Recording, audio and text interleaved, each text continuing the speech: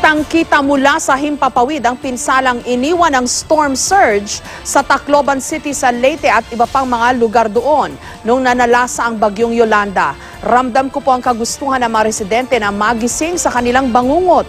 Wala silang tirahan, walang makain at namatayan pa ng mga mahal sa buhay. Marami sa mga biktima ng bagyo ni hindi alam kung paano muling magsisimula. Narito po ang aking report. Ano-anong bayan po tsaka cities yung dadaanan natin? We go to Ormoc, Albuera.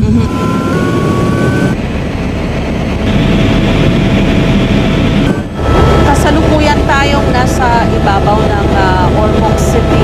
Nakaharap ito sa dagat. Maraming mga bahay ang nasira at yung mga puno talagang nagsipagtumbahan. Nasa ibabaw naman kami ngayon ng bayan ng Dulag, kung saan isa ito sa mga lugar na pinaglandfallan ni Super Typhoon Yolanda.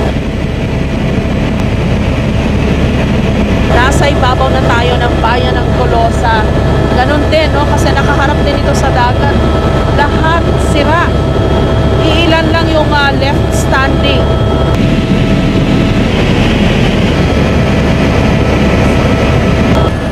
Ito na yung bayan ng Palo. Malapit na tayo sa Tacloban. Kitang-kita ng sama ng tama ng bagyo dito. Nasa ibabaw na po tayo ng Tacloban City.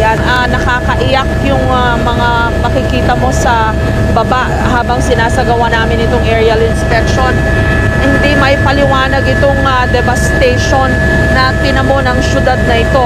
Grabe, yung tubig dagat makikita mo pa rin sa mga komunidad, sa loob mismo ng syudad. Ang dami-daming mga sirang bahay.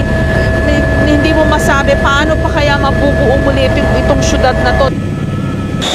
Ito na lang ang natitira sa airport ng Tacloban. Sira-sira yung terminal building kasi sa pagkakakwento, pumasok dito yung tubig mismo galing sa dagat, yung storm surge.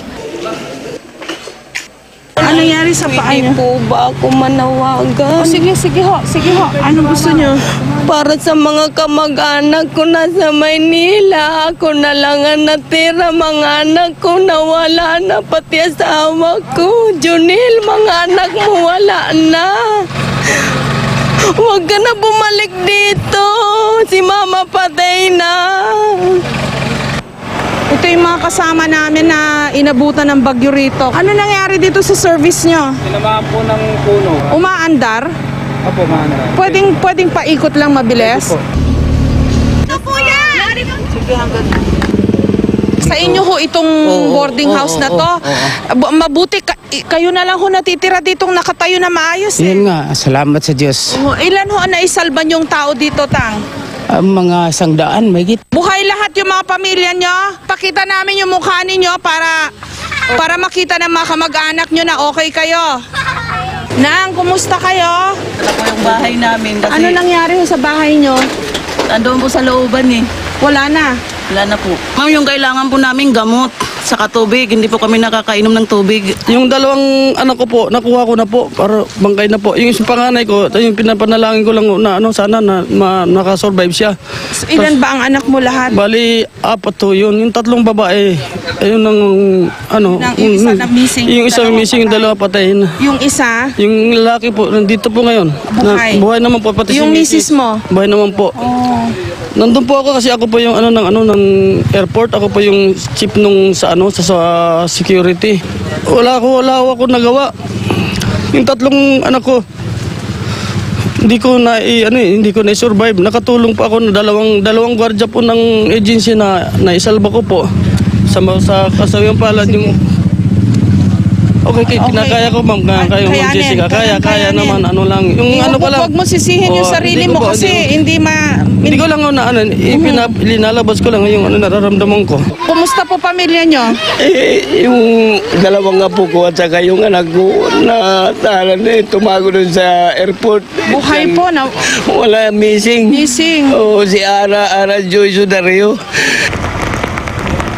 Parang itong airport na yun ang isa sa mga nagsisilbing command post, no? Yung mga taong wala nang malapitan para mahinga ng tulong, Wala ho silang nakikitang immediate relief dito sa kalagayan po nila ngayon. Ito ang Tacloban na dinatnan namin. Para kang nasa isang masamang panaginip na hindi mo malaman kung meron pa bang buo sa syudad na ito. Lahat warak. Yung mga tao kahit saan ka pumunta, iisa lang ang hinihiling, tulong.